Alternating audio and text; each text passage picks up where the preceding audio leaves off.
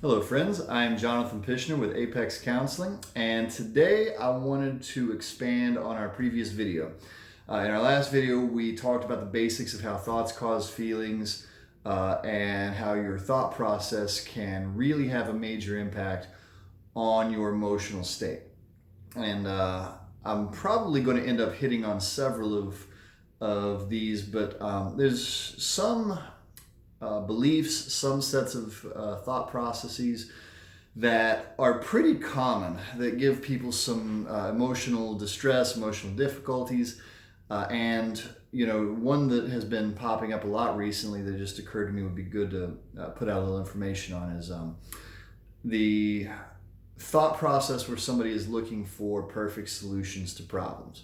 When Ellis wrote about this, when he kind of captured a lot of the irrational beliefs that are common to people, the way he phrased it was the idea that there must be a right, precise, perfect solution to problems, and that it's awful when that solution is not found. Which is a little wordy, but basically what the idea is that one of the ways people can accidentally be destructive to their own psychology is they start looking for perfect solutions to complex problems. Now, what's interesting about that is if I was to give everybody a quiz, I feel like 99% of people would be able to pass it if I said, like, are there perfect solutions to most problems? I think most people would end up getting that correct and saying no. Like, at the conscious level, we kind of understand that there are not perfect solutions to problems. But what's interesting is our thoughts and our behaviors don't always bear that out, because it's very easy for us to look at any problem and then get caught in this weird cycle where we're stuck looking for a perfect solution. So let me give a couple of examples that pop up very frequently. As I'm shooting this video, it's summertime, but I know here in about 4 or 5 months, one of the things that's going to pop up is people discussing how to handle the holidays. The number of people that try to solve the problem of what to do with their families for the holidays is very high, because for many people, going into that environment for 3 or 4 days is toxic in some way. They have destructive family members who just are really not pleasant to be around. And when that's your situation, it's very easy to fall into this cycle where you're looking for a perfect solution to that problem, when in fact there's really no perfect solution, because your two main solutions are either put up with toxicity, drama, and whatever other stuff like difficult families get up to for several days, or choose not to go and engage in that, but then deal with all of the fallout that can occur later. Some families will call and bother you. Some will make passive aggressive social media posts like, oh, well, somebody's too good for us, or they don't love us, or there's all kinds of ways that can play out. But what happens is a lot of people spend days, weeks, even months agonizing over, what do I do? And what they're doing is they're looking for a perfect solution to this problem when there is none. There are, in main, two very, very imperfect solutions. Don't go and deal with that set of consequences, or go and deal with that set of consequences, neither of which is a really terrific solution for a lot of people. Not everybody has that problem, but many people do. Another one that pops up a lot when we talk to clients is jobs.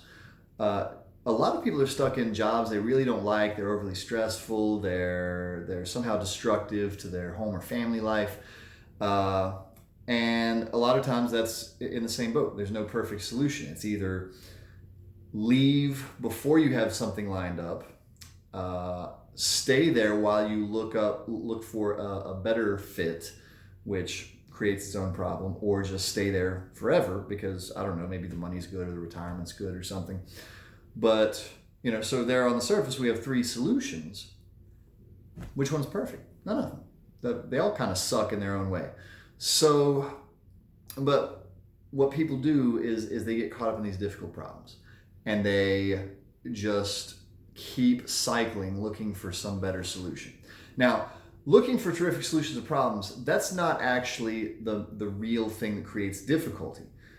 The thing that creates difficulty is the brain has a lot of background processes that occur a little bit below the conscious level, and if you're not paying attention to them, that's what can become destructive. So let's look at the job example. If somebody's trying to solve, okay, how do I handle this job situation, and they're looking for that perfect solution when there's not one, they're telling themselves, okay, well, there's got to be a better way. There's got to be a better way. How much then of a logical leap is it for the brain in the background to be like, well, there's a better solution. I can't find that better solution. What does that mean about me? Does that mean I'm an idiot? Does that mean nobody wants me? Like none of these better jobs want me? Am I inadequate in some way? So it's very easy for the brain to actually come up with a background process that becomes destructive because you're focused on looking for that perfect solution.